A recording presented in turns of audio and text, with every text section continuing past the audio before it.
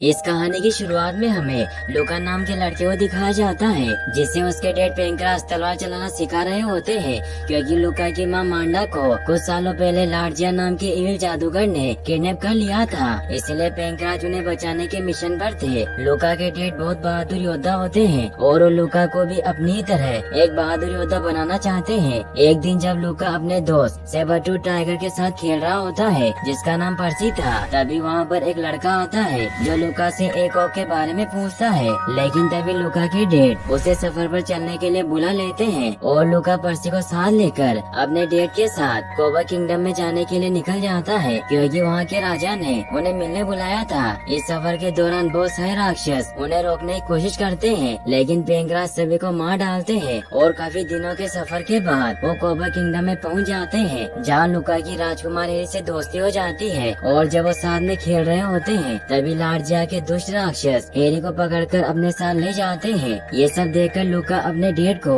ये सब बताने के लिए महल की तरफ भागता है। फिर पेंक्रास लूका के साथ उस गुफा में पहुंच जाते हैं जहां उन राक्षसों को मारने लगते हैं, लेकिन तभी वहां पर लार्जिया भी आ जाता है जो अपने राक्षसों को मरता हुआ देखकर लूका और हेरी को जादू से अपने पास ले आता है और वो पेंक्रास को लूका को मारने की धमकी देता है, जिससे पेंक्रास को न चाहते हुए भी हारना पड़ता है और लार्जिया के राक्षस उसे बुरी तरीके से मारने लगते हैं। पेंक्रास इससे बुरी तरीके से इंजर्ड हो जाते हैं, इसीलिए वो मरते मरते अपने बेटे को बताते हैं कि तुम्हारी माँ अभी भी जिंदा है और लार्जिया ने ही तुम्हारी माँ को किडनैप किया था। लूका अपने डैड के मरने की वजह से बहुत दुखी होता है, तो लार्जिया उसे कहता है कि तुम हमेशा के लिए मेरे गुलाम रहोगे। फिर हमें 10 साल बाद का सीन दिखाया जाता है जहाँ लूका अब बड़ा हो चुका है, लेकिन वो हेरी के साथ लार्जिया की जेल में होता है और लूका को कई बार अपने बचपन में बीती घटनाओं के सपने आते रहते हैं। लार्जिया अपने लिए एक महल बनवा रहा होता है जिसके लिए उसने लूका और हेरी की तरह ही बहुत सारे लोगों को किडनैप कर रखा था, जिनसे वो जबरदस्ती काम करवाया करता था। एक दिन लूका और हेरी को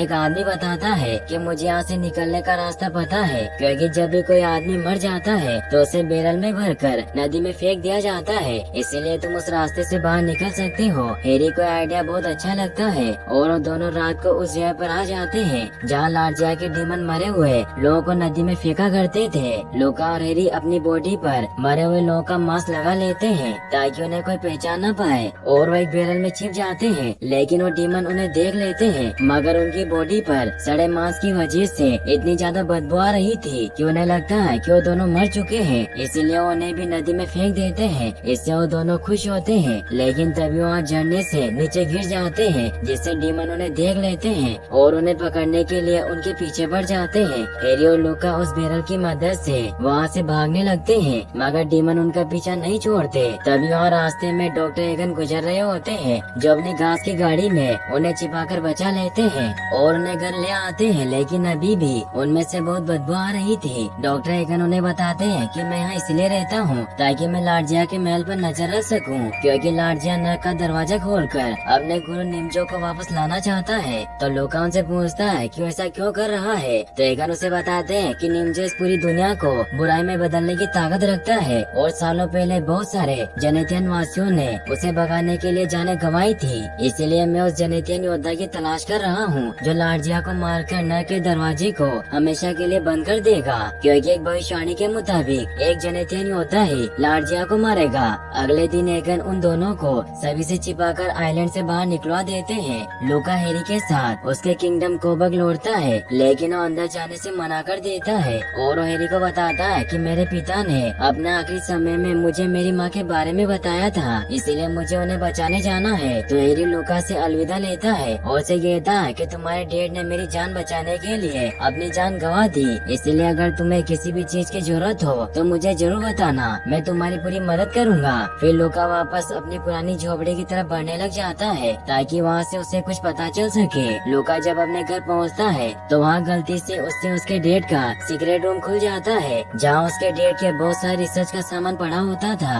इन्हीं सामानों में से लूका को अपने डैड की एक डायरी मिलती है, जिसे जब वो पढ़ता है तो उसे पता चलता है कि उसकी माँ भी एक जेनेथियन योद्धा थी, इसीलिए लार्जिया उसे पकड़कर अपने साथ ले गया, क्योंकि नर्क के द्वार को खोलने के लिए जेनेथियन मंत्र की आवश्यकता है और वो मंत्र सिर्फ मांडा ही जानती थी, इसीलिए मांडा ने खुद को एक शील्ड में बंद कर लिया ताकि लार्जिया उसे मंत्र न जान सके, जिसका मतलब है कि वो अभी भी जिंदा है। साथ ही पेंकराज ने उस डायरी में ये भी लिखा होता है कि मैं लार्जिया को हराने के लिए जेनेथियन स्वॉर्ड और उस जाबाज योद्धा को ढूंढ रहा हूँ, जो उस तलवार की मदद से लार्जिया को मारकर नर्क के द्वार को हमेशा के लिए बंद कर देगा। और ने लगता है कि वो जाबाज योद्धा और कोई नहीं बल्कि लूका है, क्योंकि उसकी आंखों का रंग पीला था, जो जेनेथियन के लोगों की निशानी होती है। तभी पेंकराज के दोस्त सेंचो भी वहाँ पर आ जाते हैं, जो लूका की आंखों से उसे पहचान लेते हैं और उसे जिंदा देखकर बहुत खुश होते हैं। फिर वो लूका को खाना खिलाते हैं और वो लूका को बताते हैं कि तुम्हें ही अपनी माँ को बचाना होगा, जिसके लिए तुम्हें जेनेथियन स्वॉर्ड हासिल करनी होगी, क्योंकि तुम ही जेनेथियन हीरो हो। लेकिन लूका को विश्वास नहीं होता और वो सेंचो से कहता है कि ये सिर्फ झूठी कहानियाँ हैं। तो सेंचो से बताता है कि ये सब सच है और तुम्हारे पिता ने मुझे बताया था कि सिर्फ सच्चा जेनेथियन योद्धा ही उस जेनेथियन स्वॉर्ड को म्यान में से बाहर निकाल सकता है। तो लूका उनसे पूछता है कि वो तलवार अभी कहाँ पर है, जिस पर सेंचो बताता है कि वो तलवार मोस्टेरो राज्य के किंग रोडिग्रो के पास है। ये सुनने के बाद लूका अपने डेड की तलवार लेकर मोस्टेरो को मारते हुए मोस्टेरो राज्य की तरफ निकल जाता है। और अब लूका मोस्टेरो से लड़ते लड़ते अपने हाथ से बाउंडर भी बनाना सीख जाता है। तभी लूका को एक ब्लू क्रिएचर दिखाई देता है, जो लार्जिया के महल से ही उसका पीछा कर रहा था। और जब लूका को विश्वास हो जाता है कि उसे उस ब्लू क्रिएचर से कोई खतरा नहीं है, तो लूका उसे अपना दोस्त बना लेता है और उसका नाम ग्रूट रखता है। फिर वो दोनों साथ में सफर पर आगे बढ़ते हैं और रात में जब वो आराम करने के लिए एक गुफा के पास रुकते हैं, तो उस गुफा में मौजूद सेबर टाइगर उन पर हमला कर देता है। लेकिन जल्दी लूका को पता चल जाता है कि वो उसका बचपन का दोस्त पर्सी है, जिससे वो दोनों वापस एक दूसरे से मिलकर खुश होते हैं। फिर वो तीनों मोस्टेरो किंगडम में पहुंच जाते हैं, जहां हर तरफ तबाही मची हुई थी, क्योंकि वहाँ रोजाना ब्योन नाम का मोस्टर तबाही मचाया करता था। इसलिए रोडिग्रो ने ऐलान किया था कि जो भी उस ब्योन ड्रैगन से उनके किंगडम को बचाएगा, उसकी शादी वो अपनी बेटी से करवा देंगे। लूका महल में जाकर किंग रोडिग्रो से मिलता है और ने भी लूका की पीली आंखें देखकर विश्वास हो जाता है कि वो जेनेथियन योद्धा है, जो उस जेनेथियन तलवार को म्यान से बाहर निकाल सकते हैं। और उसे उस रूम में लेकर जाते हैं जहाँ तलवार रखी हुई थी। लेकिन वो देखते हैं कि वो पूरी जगह टूटी हुई है, जिससे वो समझ जाते हैं कि ब्योन मोस्टर उस तलवार को चुरा कर अपने साथ ले गया है। इससे किंग बहुत दुखी होते हैं। लूका को भी कुछ समझ नहीं आता, क्योंकि उसे लगता था कि वो ब्योन को नहीं हरा पाएगा। लेकिन जब राजकुमारी नेरा उसके पास आती है और उसे बताती है कि उसे शादी के लिए तैयार है, तो लूका इससे बहुत खुश होता है, क्योंकि उसे पसंद करता था। इसीलिए अपने दोस्तों के साथ ब्योन को मारने के लिए निकल जाता है। लेकिन ब्योन उस पर हमला कर देता है, जिससे वो बहुत बुरी हालत में वापस लौटता है। जहाँ बार में आकर लोगों से खुद को ठीक करने के लिए दवाई मांगने लगता है। तभी एक यंग लेडी अपने मैजिकल सीरम की मदद से उसे फिर से नॉर्मल कर देती है। और जब लूका उस लेडी को देखता है, तो उसे पता चलता है कि वो लेडी उसकी बचपन की दोस्त बियंका है, जिससे वो बहुत खुश होता है। फिर बियंका भी ब्योन को मारने के लिए लूका के साथ जाने लगती है। लूका उसे अपने साथ चलने से मना करता है, क्योंकि अकेला ही उसे हराना चाहता था। लेकिन बियंका उसकी बात नहीं सुनती और वो सब उस जगह पर आ जाते हैं जहाँ ब्योन रहा करता था। उन्हें वहाँ जेनेथियन स्वॉर्ड नजर आ जाती है और उस स्वॉर्ड को हासिल करने लगते हैं। लेकिन तभी ब्योन जाग जाता है और उन सभी पर हमला करने लगता है। ये देखकर लूका ब्योन का ध्यान भटकाने लगता है और बियंका मौका पाकर वो तलवार हासिल कर लेती है और वो तलवार लूका को दे देते हैं। लेकिन लूका उस तलवार को म्यान से नहीं निकाल पाता,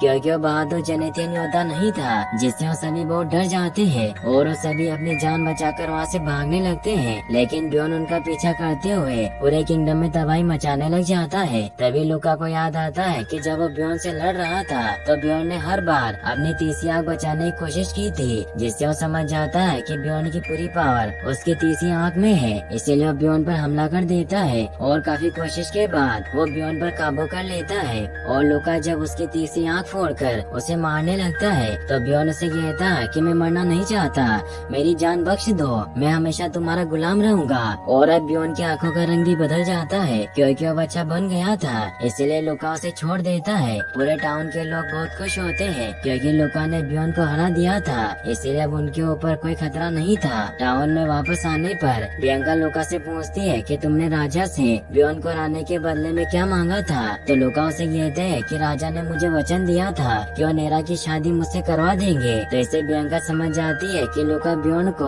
अकेले इसलिए हराना चाहता था ताकि वो नेरा से शादी कर सके। बियंका भी इससे खुश होती है और वो लूका को महल लेकर जाती है, जहाँ लूका को बताती है कि तुम्हें शादी से पहले नेरा को प्रपोज करना होगा, क्योंकि यही हर लड़की का सपना होता है। लेकिन लूका नेरा के सामने खुलकर बात नहीं कर पा रहा था, इसलिए बियांका उसकी मदद करती है। नीरा इससे खुश हो जाती है। फिर रात को जब लूका वापस बार में सोने के लिए लौटता है तो देखता है कि बियांका ने बहुत ज्यादा ड्रिंक कर रखी है, जिससे उसे कुछ समझ नहीं आता क्योंकि बियांका पहले ऐसी नहीं थी। फिर लूका अपने रूम में जाने लगता है, लेकिन तभी उसके पास एक बुरी जादूगरनी आती है जो लूका को डांटते हुए बताती है कि तुम्हारी जल्दी शादी होने वाली है, लेकिन तुम गलत लड़की को चुन रहे हो, इसलिए तुम्हें दिमाग से नहीं बल्कि दिल से सोचना चाहिए। लेकिन लूका उनकी बात नहीं सुनता तो ओल्ड लेडी लूका को एक मैजिकल सीरम देती है, जिससे जब लूका रात को पीता है तो सपने में खुद को बियांका के साथ देखता है, जिससे अब उसे भी एहसास हो जाता है कि वो दिल से बियांका को चाहता है। इसलिए जब वो बाहर आता है तो बियांका की हालत देखकर समझ जाता है कि बियांका भी उससे प्यार करती है, इसलिए वो गम में इतनी ज्यादा ड्रिंक करने लगी थी। अगले दिन लूका राजा रोडिग्रो के पास जाता है और उनको जन्नतियन तलवार देते हुए बताता है कि मैं वो योद्धा नहीं हूँ जिसके बारे में भविष्यवाणी हुई थी, और मैं नीरा से शादी नहीं कर सकता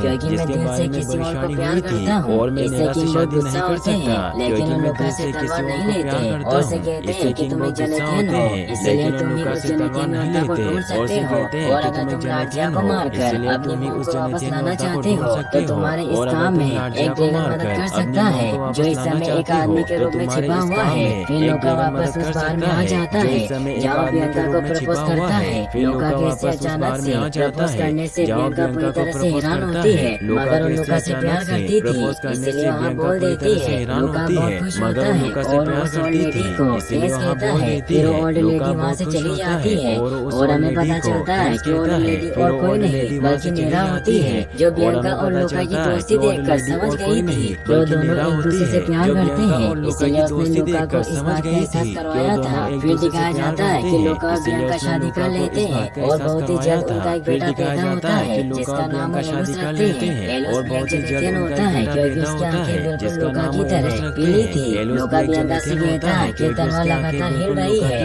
इसलिए मुझे जन्नतियन योद्धा को ढूंढने के लिए निकलना होगा क्योंकि मुझे बहुत दिन हो चुके हैं।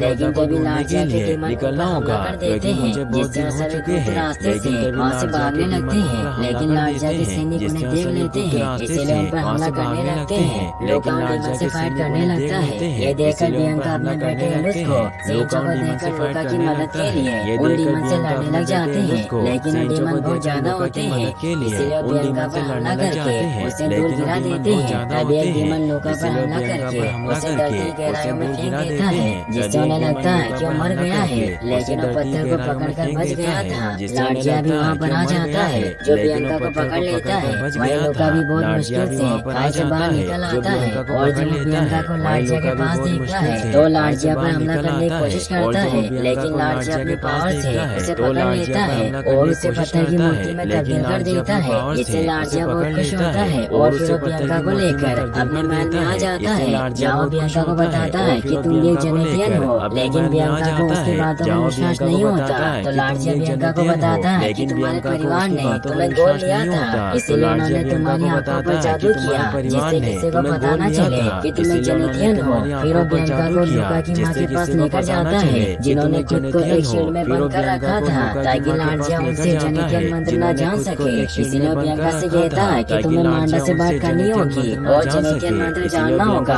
फिर मैं तुम्हें आजाद कर दूंगा क्योंकि जन्नतियन ही मन ही मन दूसरे जन्नतियन से बात कर सकता था। और जब बियांका मांडा से बात करती है तो मांडा से बताती है कि लाड़जिया तुमसे झूठ बोल रहा है, इसलिए तुम उसकी बात मत सुनो। तब बियांका भी उनकी बात समझ जाती है और लाड़जिया के ऊपर हमला करने लगती है, जिस बात पर गुस्सा होकर लाड़जिया बियांका को भी लूका की तरह पत्थर की मूर्ति बना देता है। हर समय बीता जाता है और देखते ही देखते 8 साल बीत जाते हैं। वहीं हमें लूका के बेटे एलुस को दिखाया जाता है जो बड़ा हो चुका है और सेंचो के साथ मिलकर किसी तरह बहुत मुश्किल से मास्टर को हराते हुए एक मैजिकल छड़ी को हासिल कर लेता है, जिसकी मदद से वो अपने डेड लूका को एक बार फिर से नॉर्मल कर देता है। लेकिन जब लूका एलुस को देखता है तो एलुस को पहचान नहीं पाता, लेकिन जब एलुस लूका को बताता है कि उसका बेटा है तो लूका बहुत खुश होता है क्योंकि उसने पूरे 8 साल के बाद अपने बेटे को देखा होता है। तभी वहाँ पर कुछ मोस्टर आ जाते हैं जो उनके ऊपर हमला कर देते हैं, लेकिन एलुस उन्हें बड़ी आसानी से मार देता है क्योंकि वो बहुत अच्छा वॉरियर बन चुका था। इससे लूका बहुत हैरान होता है। तभी यहाँ बहुत बड़े बड़े मोस्टर आ जाते हैं जो एलुस पर हमला करके उसकी तलवार दूर गिरा देते हैं। ये देखकर लूका अपने बेटे को जेनेथियन तलवार देता है और एलुस उस तलवार को बड़ी आसानी से उसकी म्याद से निकाल देते हैं, क्योंकि एलुस वो बहादुर योद्धा होता है जो उस तलवार को चला सकता था।